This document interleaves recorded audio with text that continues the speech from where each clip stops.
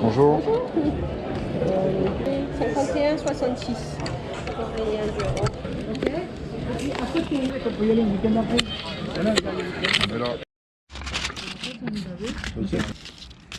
Pour le coup de prendre et là tu auras beaucoup de chansons de Souchon. Ouais, full sentimental. D'en avoir plein les armoires. Créer de la fantaisie, de la... Ouais. Là, je coupe les fils. Et Aurélien, tu sais qu'il y a des machines qui s'appellent ciseaux. Ouais. Mais à ton âge, tu n'as pas encore découvert le ciseau. Ouais. Toi, tu le mets jamais le numéro. Tu es un vrai boucher, toi. Ouais. Ah, mais tu fais tout la merde. patine. Pour emmerder le monde, là. C'est le roi. Hein. Depuis, je sais pas, le transport aérien.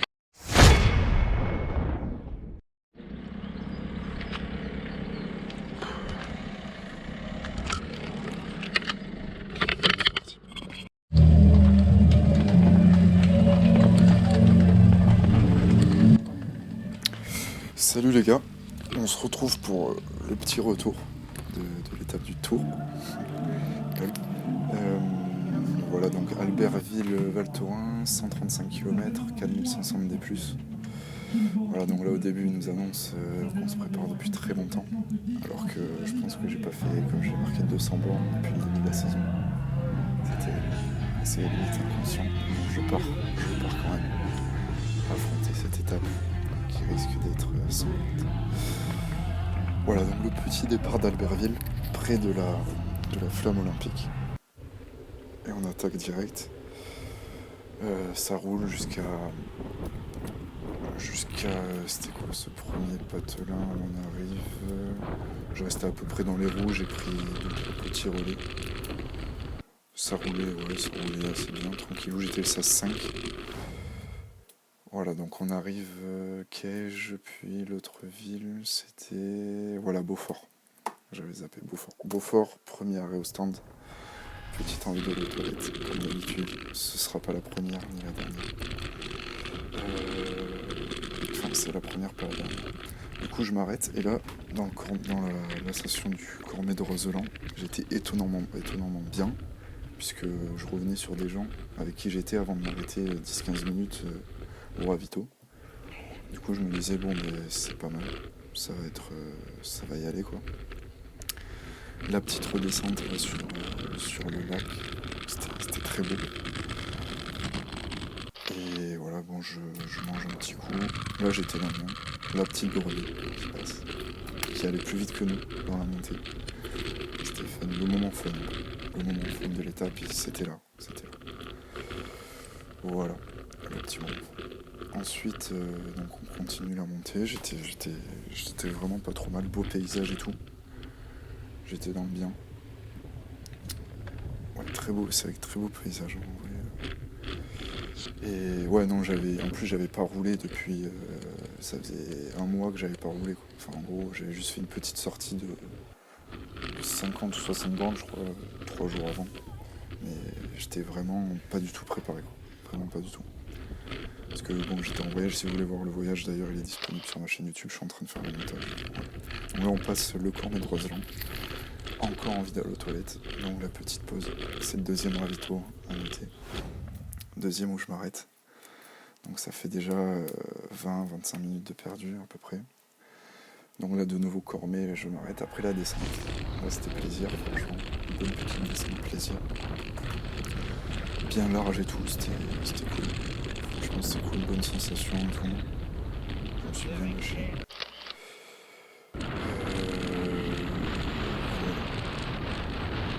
Voilà la descente du Cormet. Petit virage très bien négocié. Très bien négocié. Non, voilà quelques photos. Là on arrive à Bourg-Saint-Maurice, il me semble. Ouais, Bourg-Saint-Maurice. Bourg-Saint-Maurice, c'est le seul ravito où je me suis pas arrêté, je crois. Ouais, seul ravito où j'ai tracé. Voilà, donc là on voit sur le relive, ouais, Bourg-Saint-Maurice, on vient de redescendre. Et là on va faire la petite montée. On va un petit peu continuer, puis on va faire la petite montée petite montée, c'était quand même un col de deuxième catégorie, Longefoy. Là, ça va être bientôt là sur la gauche. Là, c'est le petit secteur plat, quoi. Plat, faux plat descendant, disons. Et là, boum, début de l'ascension de Longefoy.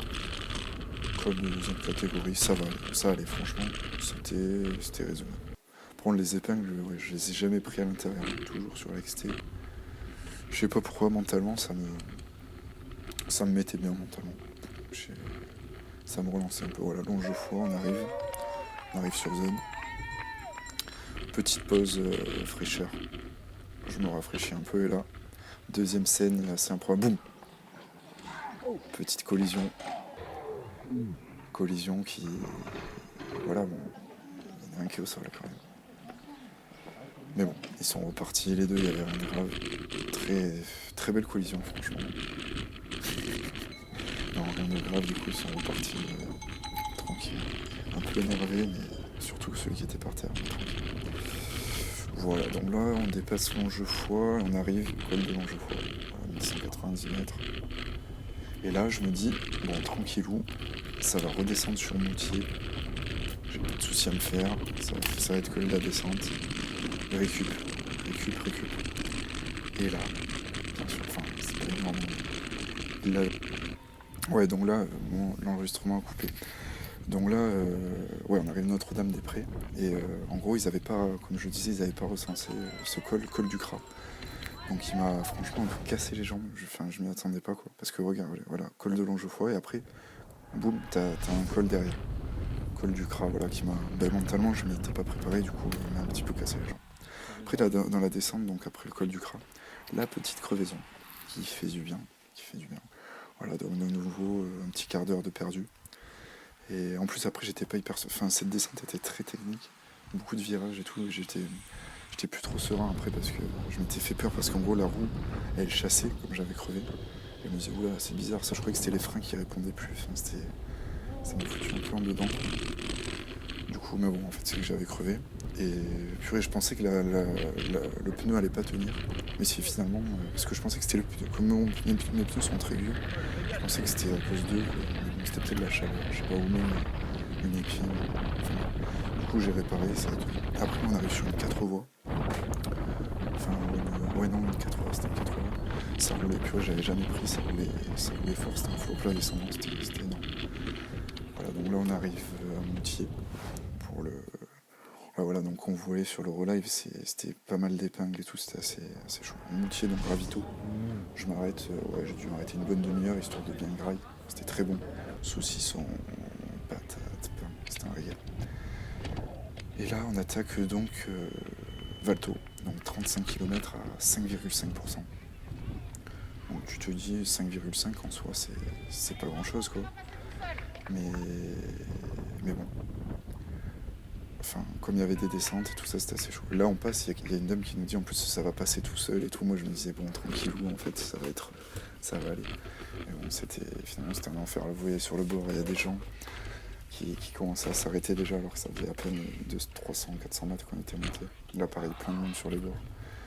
Franchement, c'était terrible. Là, je me disais, purée, ça va être très dur pour finir. Franchement, ça va être très dur pour finir. Et... voilà. Donc là, bon, j'essaie de rester un peu... Ouais, j'avais gardé ma chambre autour du coup, je sais pas pourquoi. Là, je me tire un petit peu. Voilà, donc comme je vous disais, il y avait quelques redescentes, en fait. Du coup, c'est ça qui biaisait un peu les 5,5%. Là, je m'arrête sur une fontaine. Pareil, 10 minutes. Enfin, il n'y avait pas trop d'eau, là, à part à Saint-Martin-de-Belleville, gros ravito. Du coup, les gens étaient obligés de s'arrêter sur ce genre de fontaine, et s'il y avait vite la queue, en fait. Donc, j'ai dû attendre une dizaine de minutes de nouveau, rien faire. Voilà, donc là, panneau d'arrivée, 25 km. Et là, j'étais dans le rude, franchement, j'étais vraiment dans le rude. Là, on va arriver sur Saint-Martin-de-Belleville, il me semble. Voilà, donc encore une petite descente qui vient un peu fausser les 5,5 de moyenne, quoi. Du coup, ouais, il y avait quand même des passages à 8, il y avait des kilomètres, il y avait pas mal de kilomètres à 8-9%, quoi. Donc là, on arrive sur Saint-Martin, je prends encore un ravito. Je m'arrête, bon là je repars, j'ai pas trop fini le ravito, mais ouais, j'ai dû m'arrêter un bon quart d'heure, quoi, un bon gros quart d'heure. Et je repars. Donc, en gros, ma technique, ouais, gros respect à ce mec qui roulait avec une prothèse, franchement, énorme respect. Là on arrive au Menhir, voilà, et juste après la station il va y avoir une redescente. Juste avant d'attaquer l'ascension vraiment finale quoi, vers Valto. Et ma technique, en gros, ce que je faisais comme j'étais vraiment dans le mal, je m'arrêtais dès que j'étais pas bien, à peu près tous les 3 km, 3-4 km. Je faisais une petite pause de 3 minutes et je prenais un gel. Et franchement, ça me relançait bien. C'était moralement et tout, je pense que c'était une assez bonne technique, ça me relançait bien. Et après, je repartais pour 3-4 km de nouveau. Si j'étais encore dans le mal, je m'arrêtais. Voilà, j'ai dû faire ça 3 ou 4 fois peut-être, enfin même plus, peut-être 5 ou 6. Et voilà, donc voilà, là on attaque Valto, il y a des gens qui marchent et tout. En plus quand t'es au pied de Valto, tu te rends compte qu'il te reste vraiment beaucoup à faire. Et que ça monte, tu vois ces grandes routes, là tu te dis mais jamais on va arriver.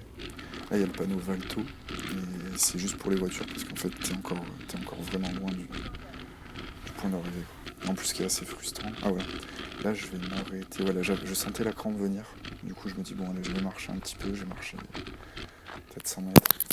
J'ai fait une petite pause parce que je me disais que si la crampe venait, c'était foutu quoi. Si j'avais la crampe, c'était mort. Du coup là j'ai fait une petite pause tranquille, pépère. Et voilà, bon je repars. La crampe est pas venue finalement. Et ouais non mais en plus c'était tellement facile pour abandonner quoi. Mon panneau 5 km. Tu te disais t'as juste à faire un petit demi-tour quoi et tu te fais la descente tranquille, voilà t'abandonnes. Et bon, d'un autre côté, plus j'avançais, plus je me disais que c'était con d'abandonner si près du but. Voilà, donc c'était un peu... voilà, au final j'y suis allé. Et sur la fin, il n'y avait plus trop d'eau. Du coup, on était obligé de remplir les gourdes dans des genres de ruisseaux de montagne. Enfin bref, c'était assez énorme. À un moment, j'ai perdu mon bouchon dans le ruisseau. Le bouchon, il est parti. J'ai dû recourir après dedans. Tremper, les chaussures trempées et tout. Enfin bref. Voilà. Là, on arrive sur la station de Valto. Et là, tu te dis, ouais, bon, c'est bon, on est arrivé, quoi. On va passer Valto, on passe sous la flamme rouge. Et non, il te reste un mur de 500 mètres qui était en fait la portion la plus pentue de toute l'étape. Il y a même des gens qui marchent et tout à 200 mètres. Je crois que c'était plus de 10%, c'était vraiment le plus pentu de toute l'étape. Et voilà, très dur. Donc on revoit sur le relive là, la montée de Valto, la très longue montée de Valto. Et voilà, et on va voir l'arrivée à Valto. Voilà, donc on voit c'était un peu plus haut que Valto. Donc 10h12, et comme j'étais parti 16h05, ça fait 9h45. 9h45 en comptant les ravitaux, sachant que j'ai dû m'arrêter 1 heure et demie de ravito, quoi, plus la crevaison, plus les pauses, etc. Voilà, donc là je soulève le vélo pour montrer la victoire face à l'étape du tour. L'accomplissement. Et voilà, les petits pains là, qui étaient très bons au ravito avec la bière. Franchement ça c'était cool. Et voilà, après je suis redescendu tranquille. Au final ça m'a fait quand même 180 bornes puisque je suis redescendu sur l'outil. Et voilà, donc 9h45 sur Strava il mettait un peu moins, je crois 8h, donc ça comptait pas les pauses. Et 13,8 de moyenne, quoi, c'est catastrophique. Mais voilà, si je l'avais fait en courant, j'aurais fait pareil. Voilà, donc la petite mise de dossard, comme d'hab. Voilà, c'est tout pour cette petite étape du tour. Si vous voulez me suivre sur Strava, allez-y, vous verrez un peu ce que je fais. Et si vous voulez vous abonner à ma chaîne, pareil, je fais un peu de contenu en tout genre. Franchement, il y a de tout. Voilà, ciao les gars.